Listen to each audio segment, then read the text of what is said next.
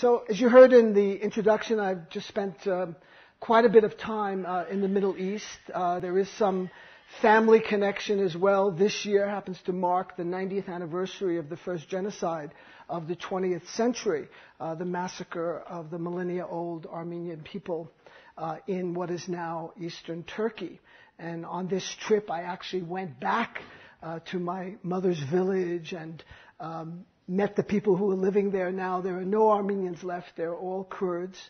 Nevertheless, I was received, with quite a bit of appreciation and respect, and I dare say affection. So it was a kind of personal odyssey as well. But much of the rest of the trip, particularly Lebanon, Egypt, and Syria, and when I was in Istanbul, not only was I reporting for Free Speech TV and Deep Dish TV and also recording for Alternative Radio, my own project, I was giving a series of public talks, very much like this one, not in bookstores, but in community centers, in different kind of halls and forums, and really got some sense of what people are feeling or their attitudes toward the Bush administration, the current policy in the Middle East, which is a lightning rod for generating resentment and hostility. You probably have all heard that, much of the Islamic world is angry with the United States. And what you don't hear enough about are the reasons. It's always about irrational, crazy people that simply hate us because, our women are too free, gays and lesbians have too many rights, there's too much sex in the culture, they hate our freedoms, they hate our liberties. These are all kind of, I think, very reductionist, formulaic, you can't even call them arguments because they're not, kinds of ways to deflect attention from the actual causes for discontent with U.S. policy.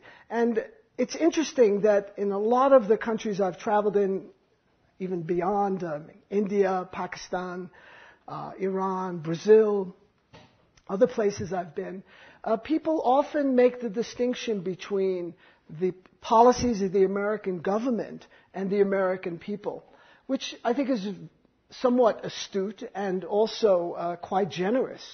Because ultimately, we are responsible, citizens of the United States, for the kind of political leadership that we have.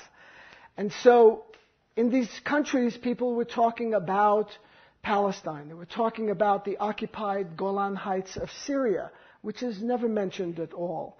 Occupied East Jerusalem. Of course, the invasion and occupation of Afghanistan, which is now in its fourth year. October of this month marks the fourth year. The Taliban were overthrown immediately, yet U.S. troops remain in Afghanistan. Toward what end? To what purpose? Building permanent military bases.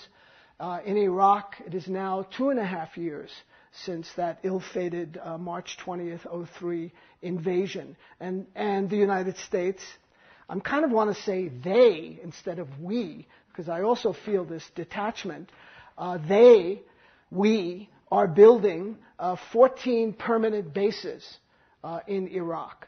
So much for, we're going to draw down the troops over a period of years as the Iraqi army, develops and becomes more skillful in killing other Iraqis. This is an ongoing permanent occupation, and this generates a huge amount of resentment and hostility toward the United States. But a lot of this, what goes around comes around, and we're so ignorant of history, all of us, including myself. Let me just read you a couple of things. The general who conquered Baghdad proclaimed, "Our armies do not come into your cities and lands as conquerors or enemies, but as liberators." Now, maybe you think that's Colin Powell or Norman Schwarzkopf or some other high-ranking U.S. general. It happened to be General Stanley Maude, who was the British general who conquered Baghdad in 1917. Let me read you something else. The people have been led into Iraq into a trap from which it will be hard to escape with dignity and honor. They have been tricked into it by a steady withholding of information. It is a disgrace to our imperial record and may soon be too inflamed for any ordinary cure. We are today not far from a disaster. Our unfortunate troops, under hard conditions of climate and supply, are policing an immense area, paying dearly every day in lives for the willfully wrong policy. Now, who do you think wrote that? Thomas Friedman in the New York Times, Molly Ivins in the Daily Camera, David Ignatius in the Washington Post. It was written by none other than T.E. Lawrence, the famous Lawrence of Arabia, in 1920, describing what Britain, the quagmire Britain had entered in Iraq. And when I travel in the Islamic world, and a lot of the Islamic world is not Arab, I'm sure many of you are aware of that. Indonesia, Malaysia, Bangladesh, Pakistan, India, these are not Arab countries. Iran, Turkey. But there is a certain thread that holds the culture together. It's not just Islam and Arabic. But there are some other factors as well. And Iraq plays a very large place in the imagination of the world's 1.3, 1.4 billion Muslims. It's not an ordinary country. It's not some backwater, I don't want to degrade, let's say, Yemen or Oman or the United Arab Emirates or Kuwait, which the British invented in 1920. It's not one of those insignificant states. It speaks to the very center, the very vortex of Islamic Muslim consciousness, in the fact that Iraq was also the home to great civilizations, to the Abbasid Caliphate, the Caliph of Baghdad, the fact that the first law code was enacted in Iraq. Writing was invented in Iraq. It's possible that the first cities, the first urban concentrations occurred in Iraq. Because Iraq is between the Tigris and the Euphrates River. It is Mesopotamia. So it is literally the cradle of civilization. It is said that agriculture may have developed first in that Mesopotamian basin. So this is no ordinary country, and Iraq has also a great history of music, of poetry, of architecture. It's an extraordinary place, and for this administration to undertake this kind of reckless, mindless action, I think has inflamed an enormous amount of global public opinion, not just Muslim public opinion. Just have to go to Canada or Mexico, and people asking me there, what are you doing in Iraq? Why don't you get out of there? You should have never gone in the first place, and you shouldn't stay a day longer. So without history, without knowledge, without any cultural sensitivity, they are like an elephant in the proverbial china shop. No one speaks Arabic. Nobody knows any kind of the cultural nuances. I know of an Armenian family in Baghdad. 8 of the 9 people were simply blown away at a checkpoint because they couldn't follow, the wild U.S. slang. Like pull over, pull over, pull over, pull over, pull over, pull over. I'll blow your freaking head off. And a lot of the Iraqis don't know, if they know English, they certainly don't know that kind of slang, and are wiped out at these checkpoints by trigger-happy GIs who are extremely, understandably so, nervous and on edge. I was in southeastern Turkey along the Iraqi frontier. I didn't go into Iraq, but I talked to a lot of Iraqis there and in Istanbul, and they say this is like a normal occurrence. It's barely reported in the press in the United States. Iraqis being wounded and maimed and killed at these checkpoints. And so the jihad grows because of the fuel that the U.S. has poured, onto the fire. There were no suicide bombers in Iraq before. It was a completely unknown phenomenon. There were no jihadis, in fact. Jihad, but when I say jihadis, I mean those who are called Islamic extremists, those who are fighting the jihad, which is from an Arabic root, jihad, which means just struggle.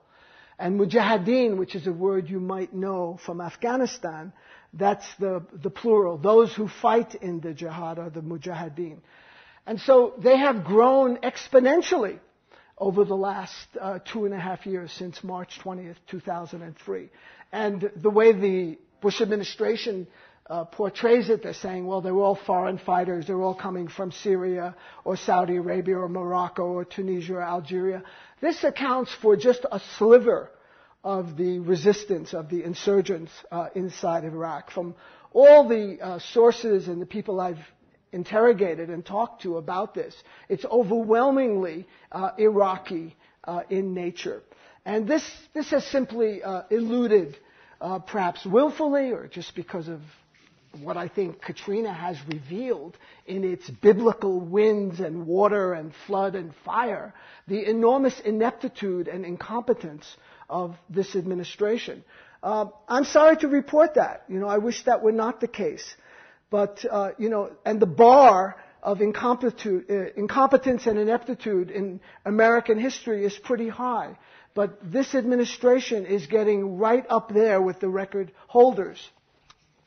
And we all pay for that. And we're paying for it literally by the hemorrhaging of red ink from this tax cut crazy fundamentalist kind of ideology that dominates the so-called economic thinkers in Washington.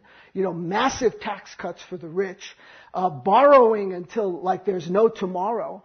Essentially, we are in hock to the Chinese, the Taiwanese, the Japanese, and the South Koreans. That's the economic future of the United States. And all empires are, rise and fall. And I think right now, unless something dramatic happens, that we really are witnessing a very rapid decline of real U.S. economic power. Militarily, they're bogged down in Iraq. They know they can't get out. They can't win. It's a total quagmire. And at some point, they just may wave the flag and say, we've won, and withdraw. And without a knowledge of history, that's how administrations, and that's how, quite frankly, we the people get snookered. We get hornswoggled because we don't know about the past. We're not aware of, for example, after World War I, there was a huge Iraqi resistance to the British occupation. They didn't like it. Most of you wouldn't like it. If we left this building now and there was a checkpoint outside and people were speaking to us in Urdu or Hindi or Bengali, screaming at us and asking us for IDs, would you like that? They'd prevent you from going home? Might beat you up or shoot at you? It would be a very unpleasant experience.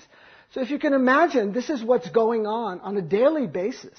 Not to mention the indiscriminate bombings, the routine violations of international law. It's become now just legendary, at least outside the United States, this archipelago of torture chambers that they have from Guantanamo all the way to Bagram Air Base in Afghanistan, where, according to 3 Special Forces soldiers who, to their credit, came forward, say that torture and beatings of detainees is routine.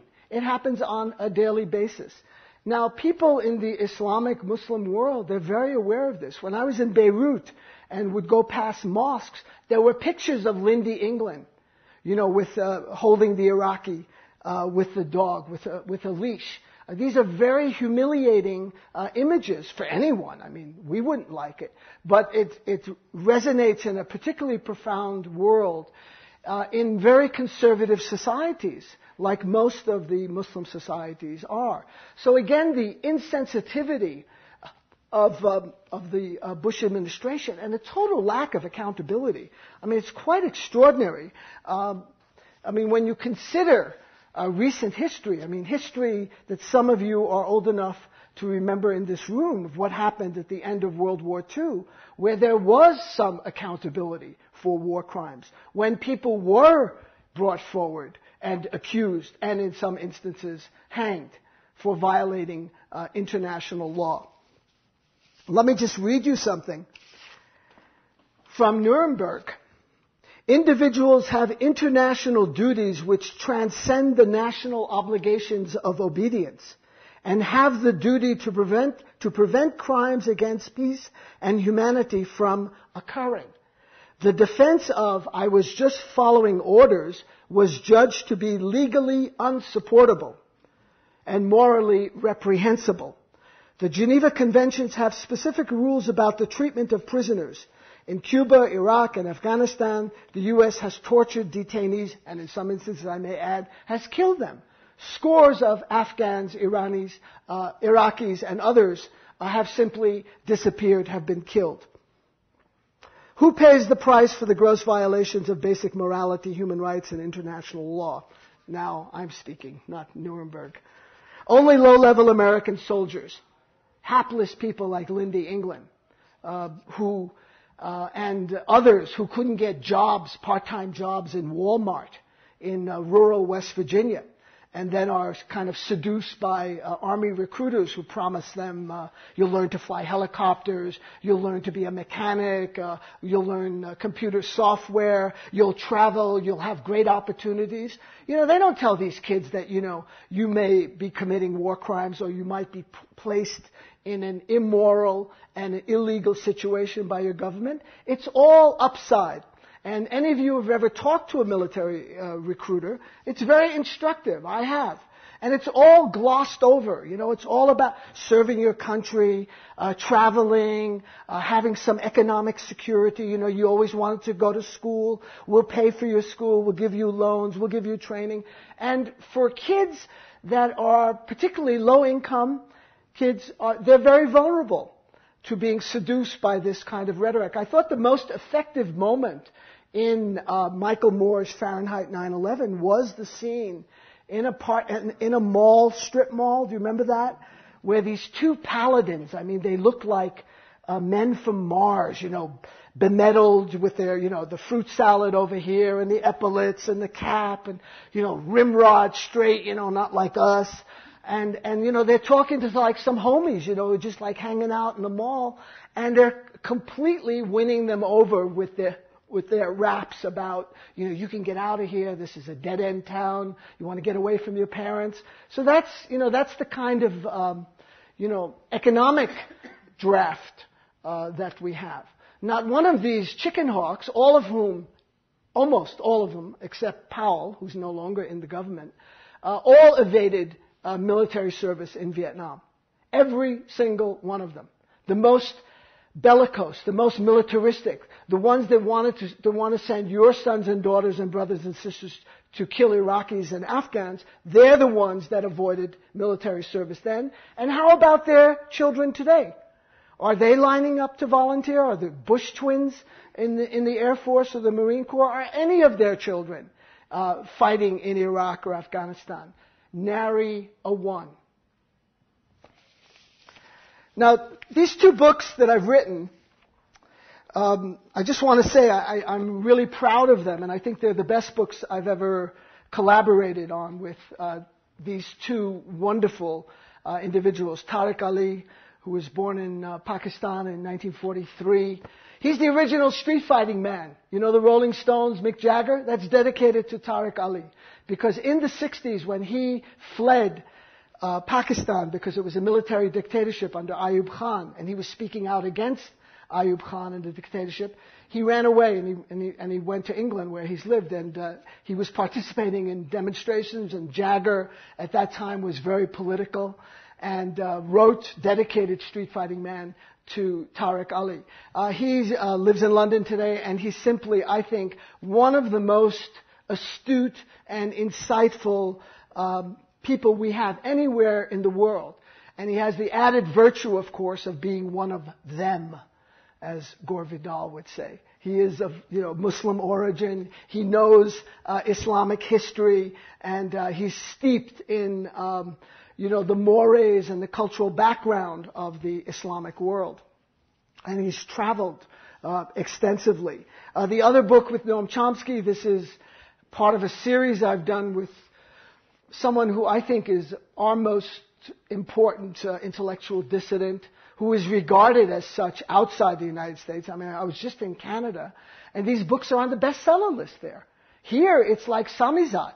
I mean, you can go to the Boulder bookstore and find it, but, if you go to mainstream bookstores or, you won't find Jim Lehrer on the NewsHour interviewing Noam Chomsky, for example.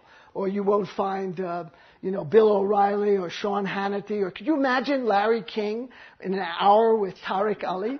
I mean, it would be a massacre. It would be like what was described when Bertolt Brecht was being interviewed by the House Un-American Activities Committee in 1948. It was like the zookeeper being interrogated by the animals.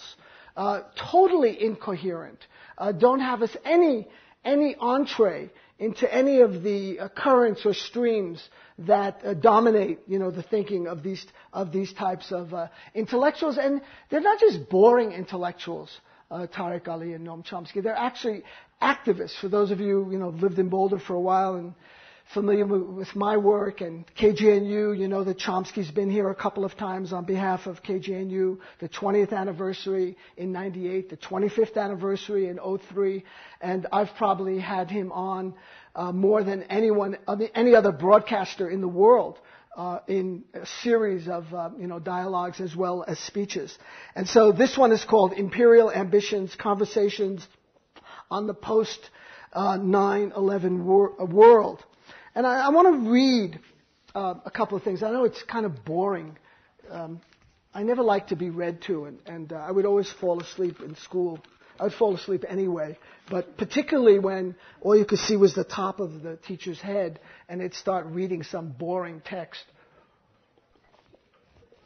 So maybe I'll try and ad-lib a little bit and improvise around it. But this is a conversation I had with Tariq before the attack on Iraq. I met with him in Porto Alegre, Brazil, during the World Social Forum in January of 03. And I asked him about Iraq because it looked, fairly obvious that, these people, them, were going to go full steam ahead no matter what the evidence, no matter what the information, no matter what reality, in a faith-based theology, nothing was going to stop them, and nothing did. Even the fact that 12 to 15 million people around the world turned out in the greatest outpouring for peace before a war has started in the history of the world. And how did the great leader respond?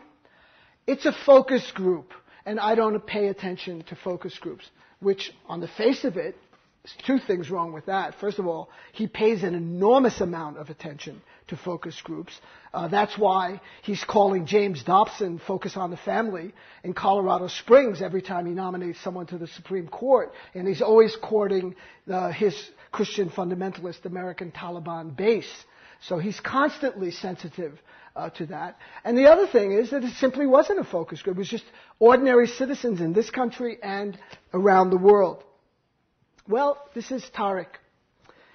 If they attack Iraq, it could create big problems for them. I'm confident that in Europe, the anti-war movement would mushroom, and in the Arab world, there would be a huge opposition. The one thing that it will not do, an attack on Iraq, is to curb terrorism. It will only increase terrorism, because the more countries you destroy, the more the people seek revenge. After flirting with neo-isolationism, the United States is now deciding it wants to run the world. The U.S. should come out and say it openly. We are the imperial power, and we're going to rule you. And if you don't like it, you can lump it. American imperialism has always been the imperialism that has been frightened of speaking its name. Now it's beginning to do so. And in a way, it's better. We now know where to kneel. Then I asked him about, and this of course ties in with other things going on here in the United States. I asked him, 19th century European imperialism was predicated on racism, bringing civilization and Christianity to the benighted natives. That was then. What about now? What factors does racism play in imperialism? Tariq's answer. Racism was the basis of the old empires, and yet there's a similarity between old and new. However, you can't deny that an underlying feeling of white superiority exists. I'll give you a concrete example. Consider the tragedy of September 11th, when lots of civilians were killed in New York and Washington. The whole world was encouraged to weep for them in public, or at least that was the general mode of the U.S. media. Why? Because they were citizens of the United States of America. When Afghan citizens are killed by indiscriminate bombings, by so-called accidental bombings, then, and some American soldiers thought, oh God, we're being attacked, go ahead and bomb the shit out of them. Or the deaths which are now taking place in other places, these deaths don't count for much. No one will ever build a monument for the Afghan civilians who died in the bombing raids. This was just a crude war of revenge, as I called it at the time. Why are Afghan lives less important? Because underlying all this rhetoric remains the belief that we are a superior nation, a superior race, and a superior people. Look at the cavalier way that casualties in Iraq are discussed. An Iraqi friend of mine attended a conference organized by the State Department, to which he had been invited, and what shocked me, he said, was the way they were discussing civilian casualties. 250,000 Iraqi dead was an acceptable figure. 3,000 deaths are not acceptable in the United States of America, but 250,000 of Iraqi deaths are. Is that not the most grotesque demonstration that the lives of these poor Arabs, or Afghans who are not Arabs, don't matter a damn? Today, racism takes a different form than it did in the old empires, but it is still there. You know, before it was manifest destiny and the white man's burden. And today, of course, it's all under the banner of liberation and freedom and democracy. The same kind of rhetoric, history and God calls upon us the way it called upon the British and the Romans and the French and the Dutch and the Belgians and all the other empires of bygone days to do these things. It's very interesting. You'll notice this whenever a political leader invokes God or history to justify something that he wants to promulgate or implement. You should be very wary that something very violent is probably going to ensue. Because, you know, if God's on your side, as Bob Dylan would say, you know, then you're never wrong. Talk about what happened in Iraq after the British took over from the Turks at the end of World War I. There was an enormous amount of resistance to the British occupation. After the war, the Ottoman Empire in the Middle East was divided between the French and the British. The British, being the dominant empire, got the lion's share. The French got Lebanon and Syria. One can see different patterns. Where the British ruled, they imposed monarchies because that was their system at home. Where the French ruled, they established French-dominated republics. So you have different colonial traditions. The British colonial practice in Iraq was to look for a monarch. They looked around and there were lots of contenders. Finally, they picked the Hashemite family from Saudi Arabia. I mean, this is really interesting. These were not even Iraqis placed on the throne of British-controlled Iraq. They were fetched from the Hejaz, from the center of Saudi Arabia, and implanted on the throne in Baghdad. And I must say that even today, King Hussein's son, Abdullah, he is also part of that Hejaz dynasty, the Hashemite kingdom of Jordan. They are not indigenous to Jordan. And in 1958, in a coup, the British puppet was overthrown. To this day, Jordan is still ruled by a Hashemite king.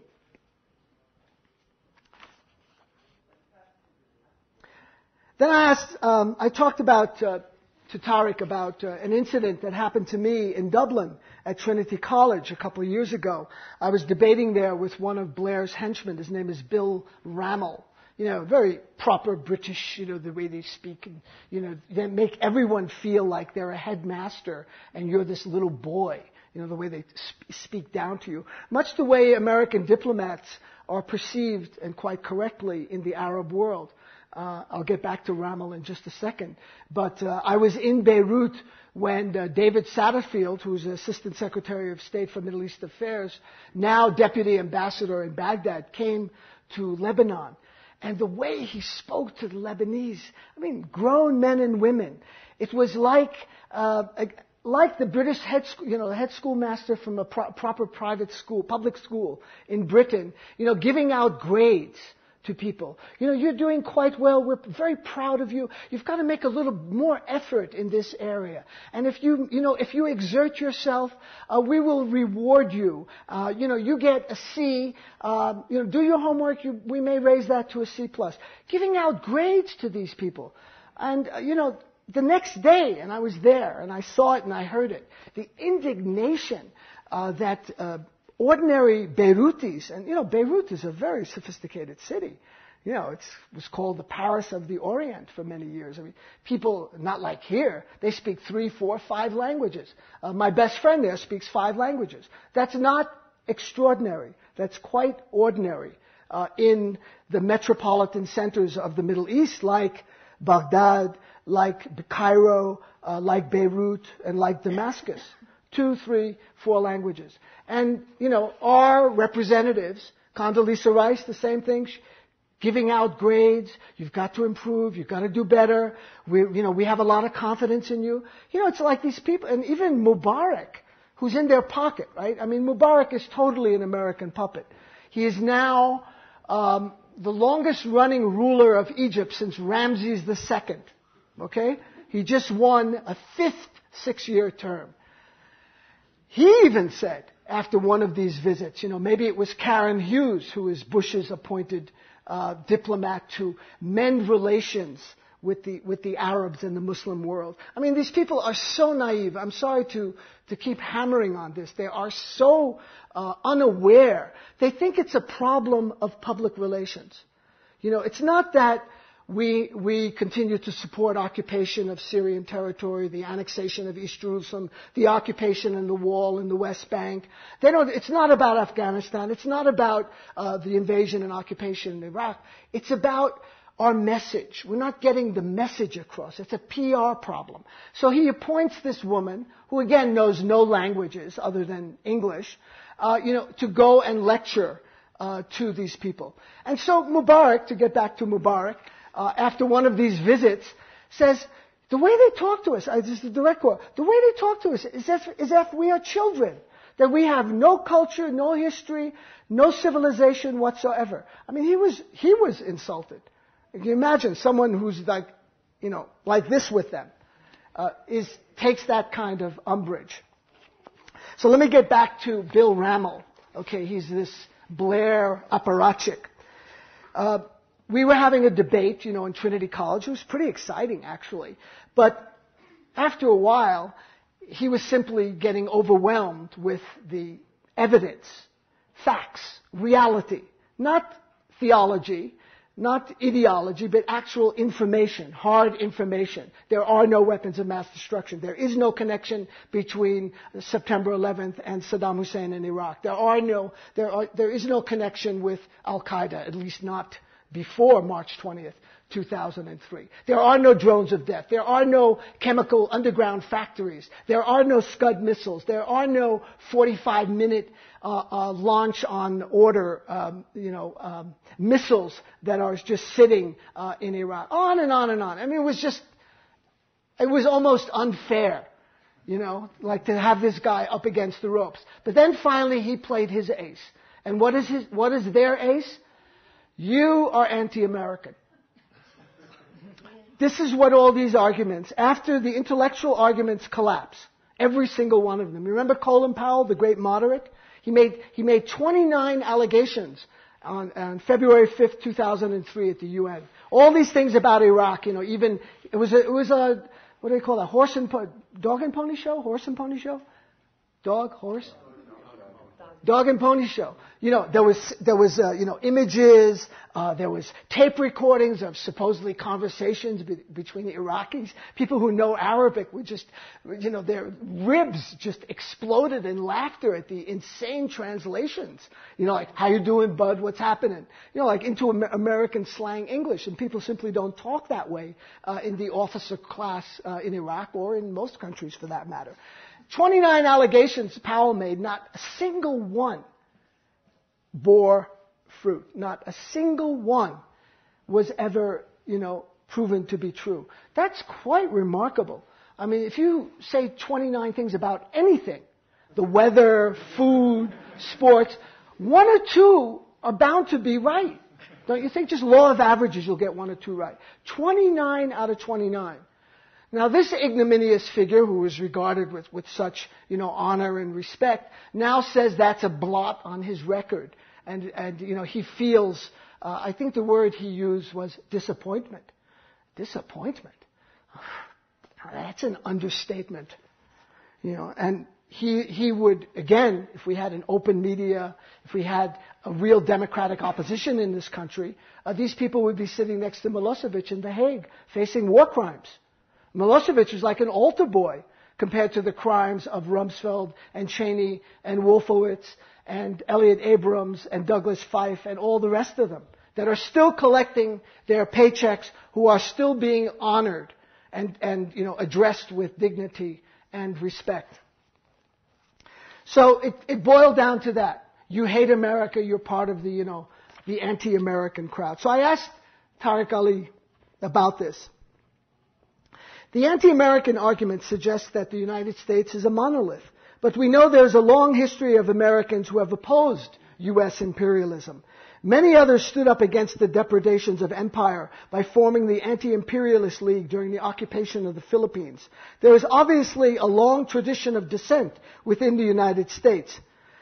The second argument, that was the other thing that the British MP said, the world's better off without Saddam Hussein. Saddam. You see, I'm lapsing into their illiterate Arabic.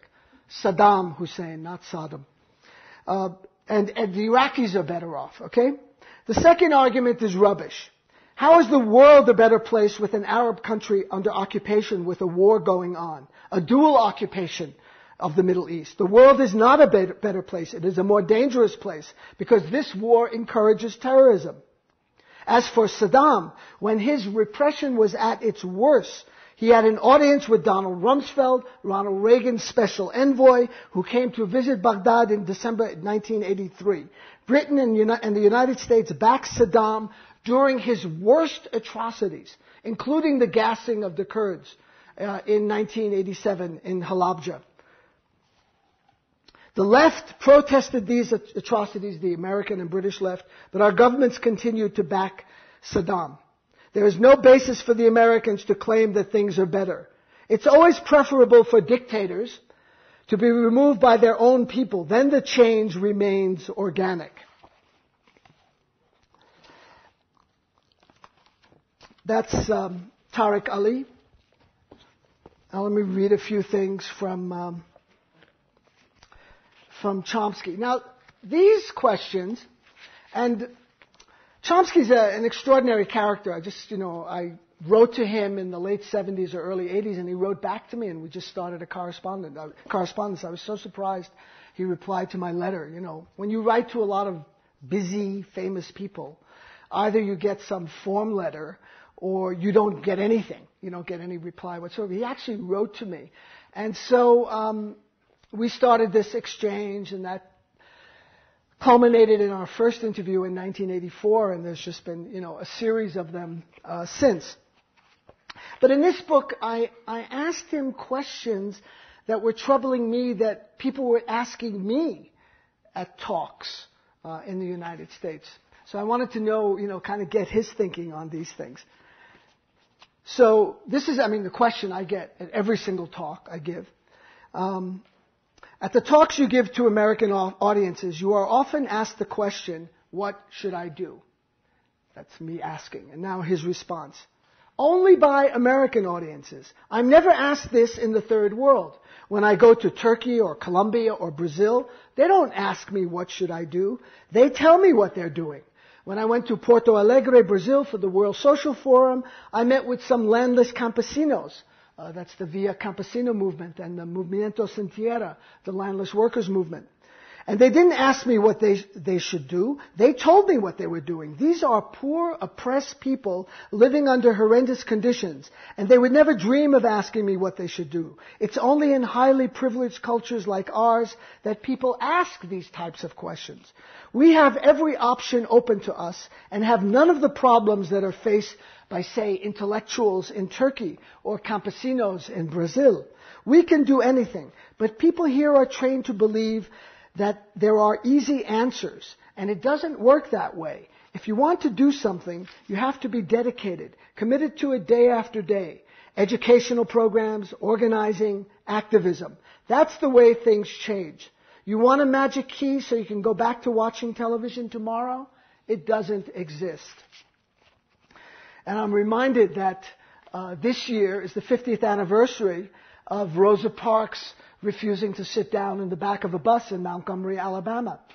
A very dedicated woman who was trained in nonviolence and the ideology of civil disobedience, techniques of civil disobedience at the Highlander Center in Tennessee. She's a very highly motivated woman, not the way she's presented in most textbooks as a woman who was lazy or had a hard day at the office or her feet were tired and simply didn't want to sit in the back of the bus. This is another fairy tale and fantasy that is spun because the idea of an ideologically driven activist black woman is very threatening to power. So she's kind of reduced to this, the stereotype again of, lazy blacks and didn't want to sit down. This was the third or fourth time that she actually tried to ignite the Montgomery bus boycott, but this time it succeeded. Why? There was some synchronicity. A 26-year-old preacher from Atlanta had just moved to Montgomery, Martin Luther King Jr. So Martin Luther King Jr. became the voice for that movement. And the Montgomery bus boycott was successful. It broke segregation in Montgomery, and it sparked the civil rights movement in the United States. 50 years later, another woman, Cindy Sheehan, has raised consciousness in a most extraordinary way, in a very non-ideological way, I must say, by posing the simple question. She wanted to know, as a mother of a GI who was killed in Iraq, why did my son die? For what noble cause did he die? I would like an answer. A very reasonable request. If your son or daughter or brother or sister or husband or wife were killed in Iraq or Afghanistan, you would like to know that it wasn't for Halliburton or ExxonMobil or Bechtel or Texaco Chevron or Conoco or Phillips Petroleum or British Petroleum or Royal Dutch Shell. That's the sneaking suspicion that a lot of people have, that this war is benefiting, corporations like that. And so 50 years, you could see what one woman, the strength of one woman activist can do to alert people, to raise consciousness. Let me just read another exchange with Chomsky. This is a question about, obviously, I'll paraphrase it because it was a complicated question. Don't these guys know what's going on in terms of destroying the environment, in terms of ozone depletion, in terms of global warming? I mean, surely they have children, grandchildren. Why would they put them at risk? I mean, it's a question that must occur to all of you, right? I mean, they have to be thinking here, right? And it's a question that I get everywhere. So let's just talk about a couple of things. Okay. Missile defense. More money is now going into so-called missile defense. This is Star Wars. Billions and billions of dollars into an unproven system against an enemy that doesn't exist. Now, again, if you were an economist and you're hemorrhaging red ink, wouldn't you look for parts of the budget where you could economize and maybe use those monies to build levees in New Orleans, or to provide health care to poor people, or to 45 million Americans, middle class and otherwise, that have no health care? I mean, the thought might occur. Just throwing that out there. Everyone interprets the missile shield as an offensive weapon that is supposed to provide protection against retaliation to a U.S. first strike. And everyone knows how other countries will respond, namely by increasing their offensive military capacities. The other mode of response is terror. Those are the weapons available to the potential targets of U.S. attack. Now, someone said that a terrorist is someone who has a bomb and not an air force, or in this case, a missile system. That you fight with the weapons you have. So we're asking for an increase in terror by promoting these policies, an increase in proliferation, an increase in threats to the people of the United States. And this is indisputable that since September 11th, and particularly since March 20th, 2003, since the Iraq War, there has been a huge increase in terrorist attacks. You know, not just against Americans, but American allies, most recently in Bali, Madrid, London, Casablanca, on and on and on. There's been a huge surge as people warned that this would happen, as Tariq Ali predicted before the attack on Iraq. Again, it's not rocket science. It was pretty transparent to people who had any knowledge of history, who had traveled outside the United States, who maybe could speak a quarter of another language, or who knew people in other countries. You could figure it out for yourself. You didn't need to have a PhD in international relations from the Georgetown School of International Studies. It was very transparent what would happen. And only an administration, only a clique, would willfully ignore this kind of information. You really have to wonder about, their intentions.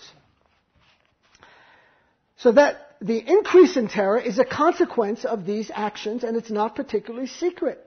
Why do it? For short-term gain. Here's the answer. If it leads to long-term disaster, that's somebody else's problem. Right? That's your grandkids' problem. We're gone. We're out of here. The same logic applies to other domains. The concern over global warming has now reached a stage that even the Pentagon is producing studies about the severe threat of global warming within the next 20 or 30 years. One serious prediction is that there could be a fairly sudden shift in the Gulf Stream, which would turn northern Europe into Labrador and Greenland, and might turn large parts of the United States into desert. Rising sea levels could wipe out Bangladesh and kill who knows how many people. The most arable lands in Pakistan may become like the Sahara.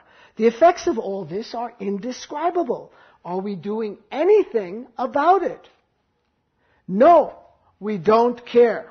Meaning planners don't care. It's not part of their framework. If you're a corporate manager, you don't care about what's going to happen 10 years from now. You have to make sure you get your big bonus and stock options next year, not 10 years from now. That's somebody else's department.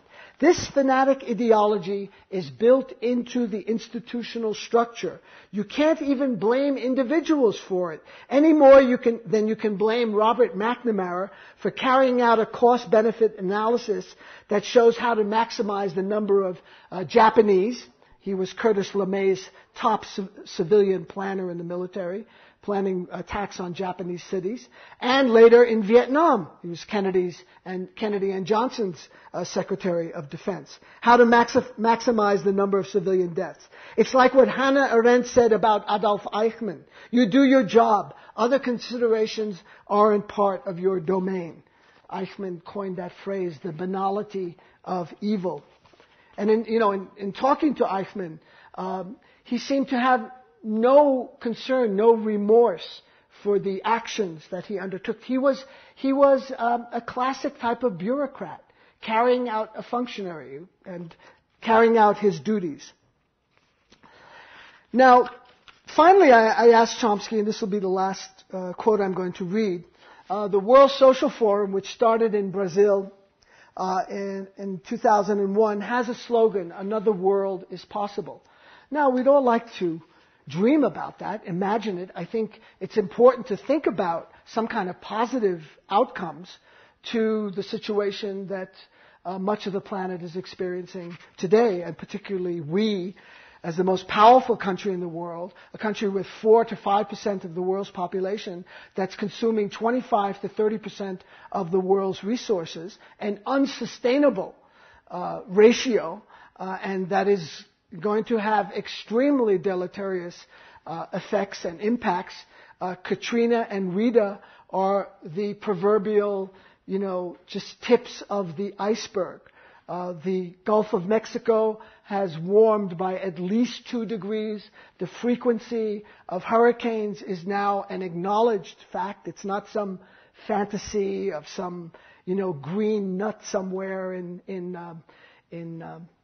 southern Oregon, in Ashland. It's known scientific information. It's indisputable, non-controversial. The waters are heating up, and that is causing these kinds of severe weather.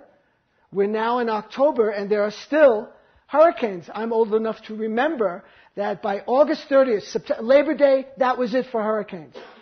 And now we're into October with hurricanes. So, is another world possible? And how could we get there? What might another world look like that you would find attractive? I asked him. Well, you can start with small things. For example, I think it would be an improvement if the United States became as democratic as Brazil. That doesn't sound like a utopian goal, does it? But just compare the 2 most recent elections, here and in Brazil. In Brazil, where there are vibrant popular movements, people were able to elect a president, Lula, from their own ranks. Now, maybe they don't like everything that Lula's doing, but he's an impressive figure, a former steel worker. He didn't go to college. And they were able to elect him president. That's inconceivable in the United States. Here you vote for one or another rich boy from Yale. That's because we don't have popular organizations, and they do in Brazil. And I might add, in Ecuador, in Argentina, in Bolivia, in Venezuela, and throughout Latin America today. Now he talks about Haiti as another example.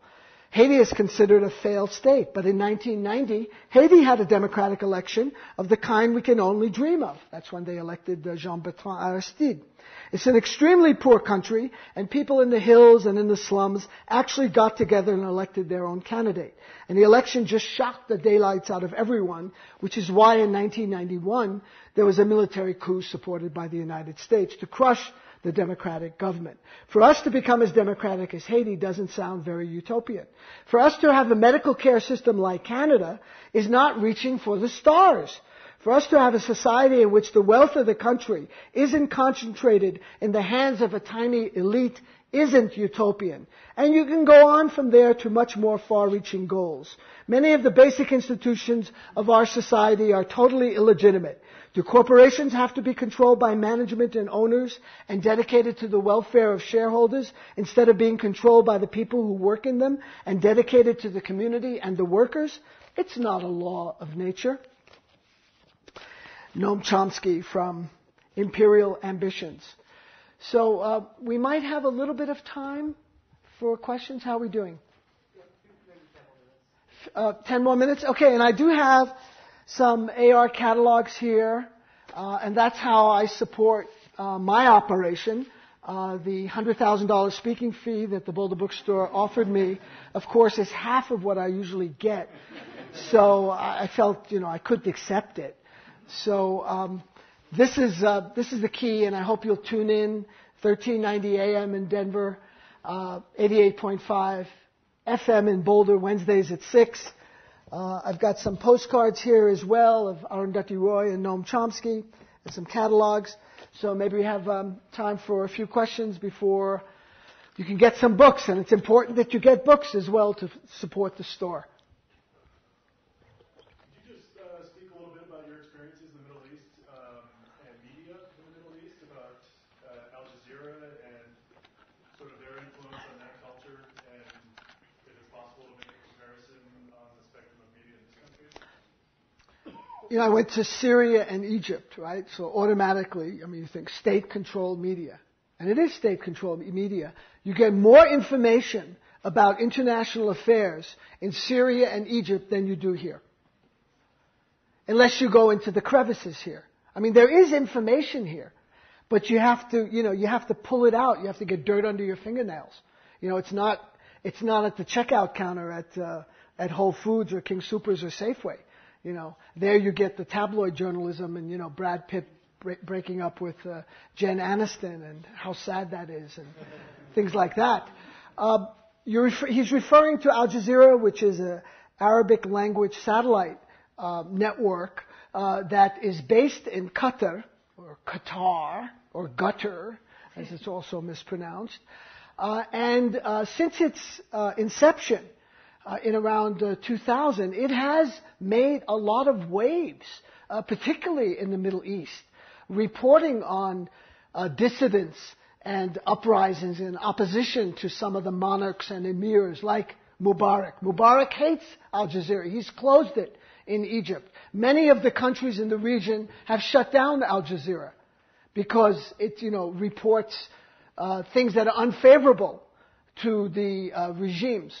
There are other satellites as well, Al Arabiya and a couple of others that do present, for example, the war in Iraq and Afghanistan from, I think, a more nuanced perspective. I've seen some of these reports, and they present information that simply Americans are totally unaware of, like the bombings of civilian homes, the invasion and occupation of hospitals, the tying up of doctors, the shooting of ambulances. These are all, by the way, war crimes, unambiguous under the Geneva Conventions.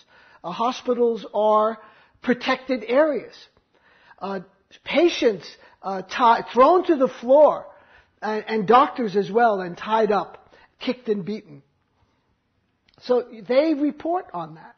They report about what the occupation, the 38-year-old occupation of the Syrian Golan Heights, again, has anyone heard anything about that? It's one of the most important topics in Syria. It's a national focus. They want their land back.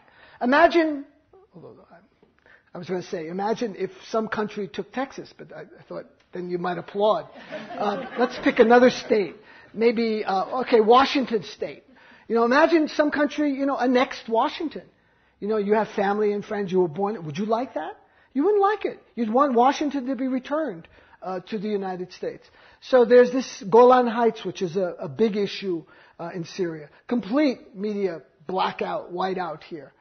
The same thing with, the occupation of the West Bank, the annexation of East Jerusalem, the fact that Israel is probably going to keep 40 to 60% of the most valuable land of the West Bank, and with water, which is real gold, that's the oil there, and hand over to the Palestinians a series of Bantustans. And just, here, throw it at them and, you police these areas for us. That's kind of the role that's being envisioned for the Palestinians. Police your own refugee camps and live in these discontiguous territories which are not connected. And also build a wall that has annexed even more territory in violation of international law. Again, a topic, if you read the liberal New York Times, you'll know nothing about. I kid you not. The New York Times does not report on violations of international law by the United States, including the attack on Iraq. The planning and waging of aggressive war is the supreme international war crime.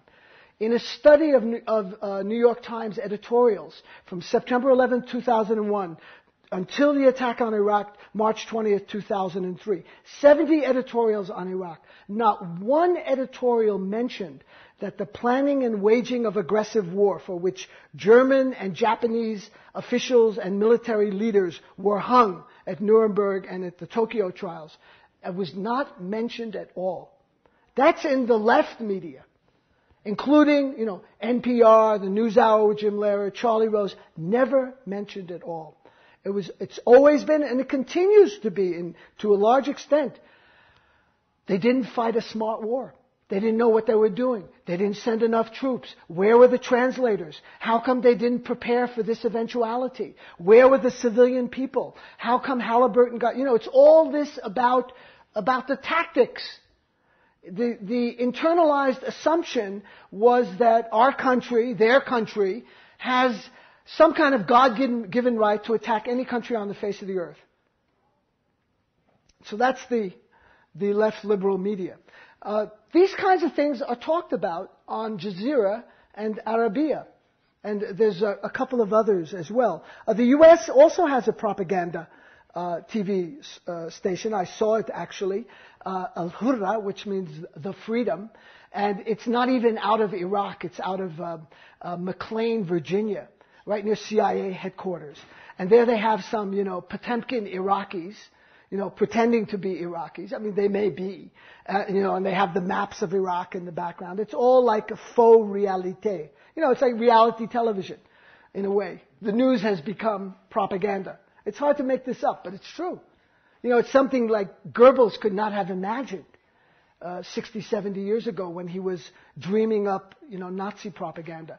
So these satellite televisions have had a big impact on Arab and Muslim public opinion in Turkey, Iran, right across the Islamic world. Because they're seeing, and again, it's all loaded and freighted with racism.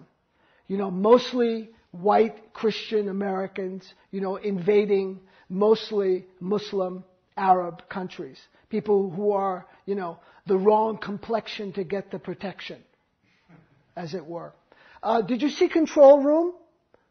It's a brilliant documentary made by a young Egyptian-American filmmaker, Jahan Nujam. Brilliant. It's about Al Jazeera. I urge you all to see this film. It will go a long way to explaining, how populations can get hoodwinked, how they can get buffaloed and hornswoggled. Just a couple more questions. Yes?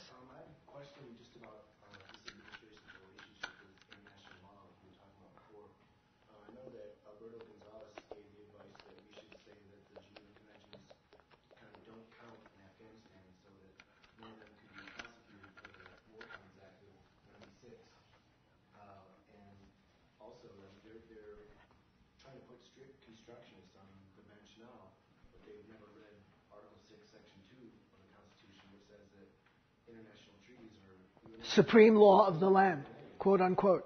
So I'm wondering what else you know about how they're trying to sort of come to us, and what else you know about any movements or... There is a movement, excellent points. There is a movement to impeach Bush after DowningStreet.org. This is referring to the Downing Street memo, which, if anyone was holding out any kind of shred of veracity or, truth, it should have just, like Katrina, it just should have blown it away. There it is in black and white. We have a weak case for war. We've got to fix the intelligence. We have to tailor it. We have to browbeat allies to supporting us. It's all there. It's not something, made up at BuzzFlash or ZNet or Truth Out or Alternet or any of these terrific Common Dreams, any of these great websites where you can get lots of good information. The Democratic Party is not talking about international law. The same party that did talk about international law and the Constitution in the impeachment proceedings of Richard Nixon in 73 and 74 is simply mum today. In a way, it's playing a more despicable role than, the incumbent ruling party. Because, one would think someone like Kerry, who said, who is going to be the last man to die for a mistake in Vietnam, surely knows what international law is. People outside the United States talk about this all the time. They talk about the Geneva Conventions. What happens to Gonzales? Gonzales, is he punished? Is he reprimanded? Is he demoted? He's promoted. He goes from being White House counsel, to Attorney General of the United States, the supreme official in charge of the law in this country. Again, it boggles the mind. And one wonders, how many punches are we going to take? How comatose are we, including myself, as a population, willing to just take, insult after insult, flagrant violation, and not just of international law, of basic morality.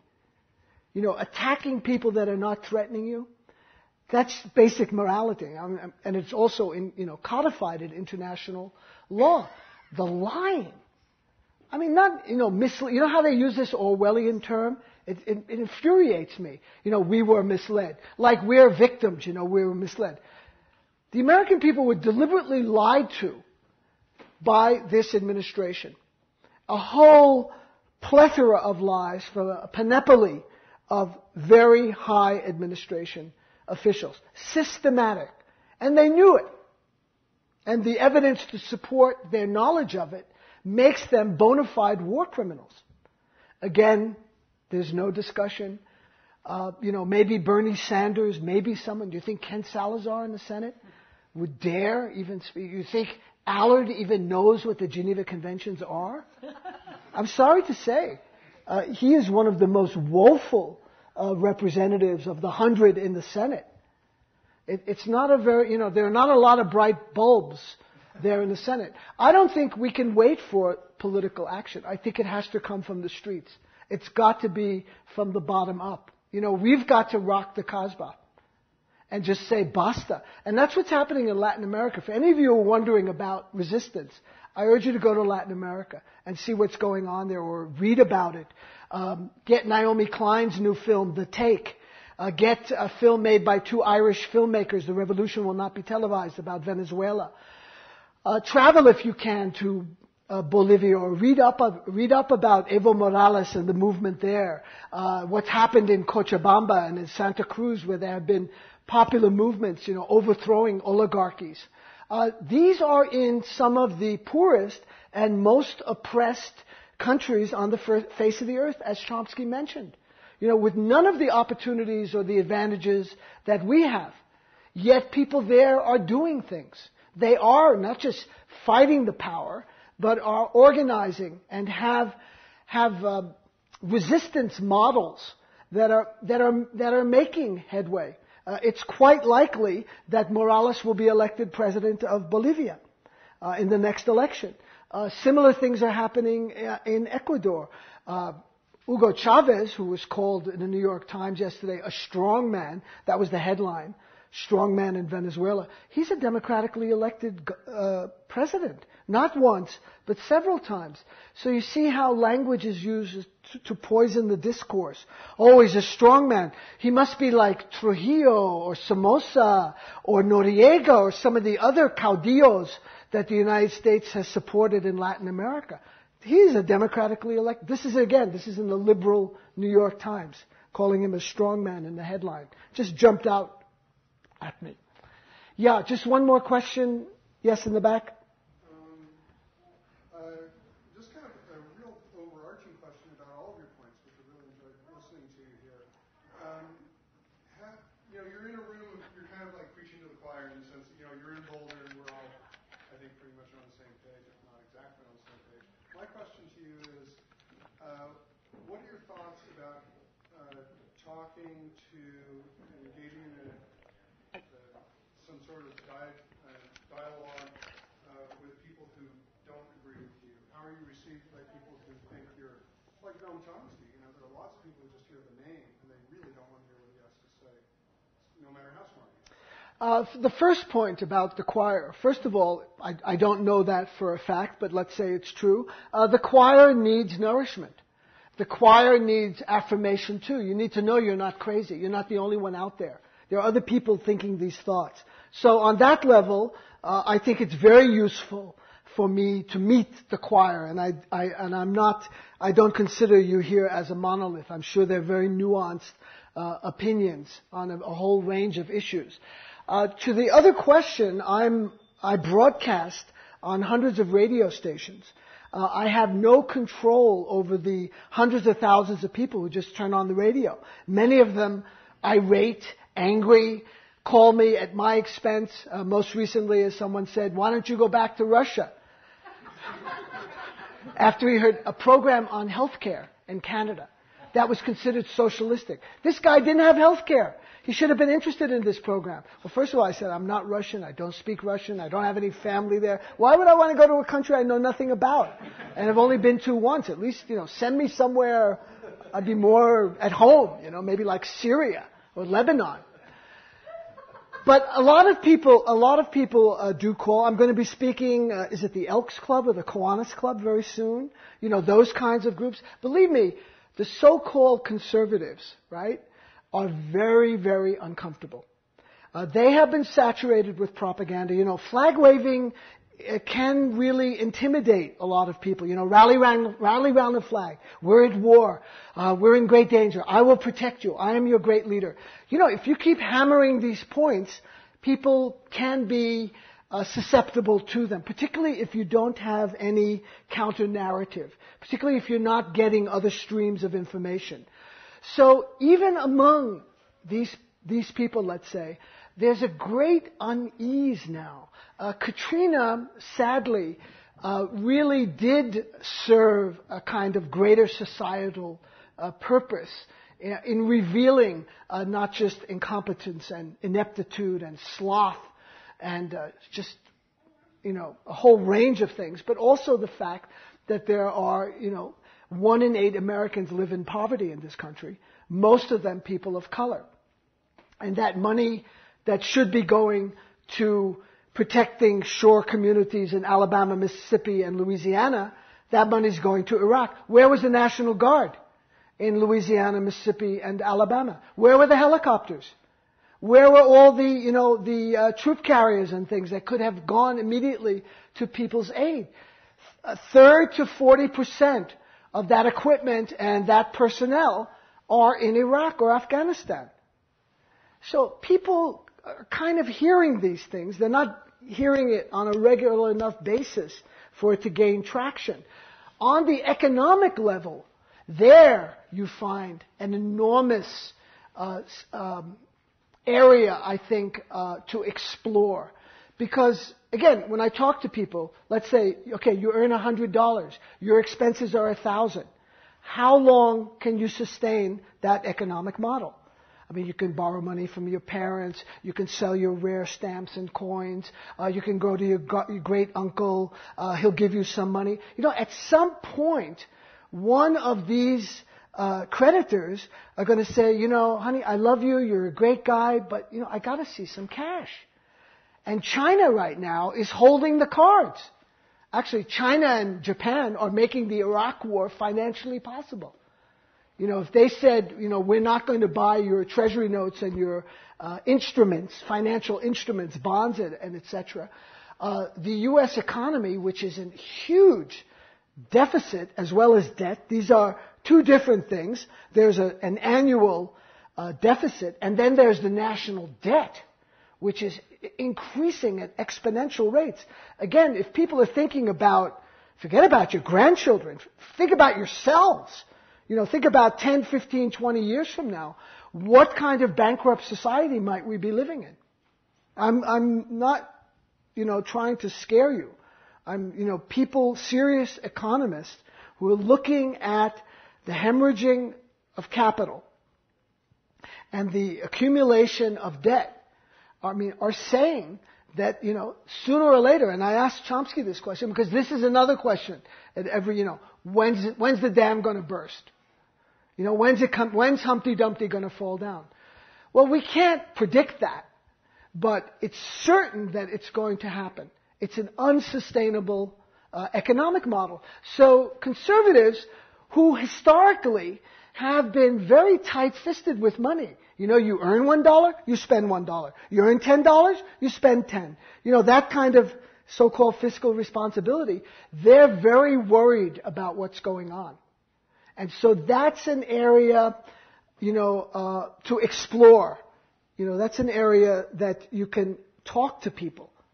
Because they know it from their own experience. Going into debt and having lots of expenses. How long can you sustain it? Okay, well listen, I hope you'll get some books, get some catalogs, postcards up here, and I'll be happy to talk to you. Thanks very much for coming.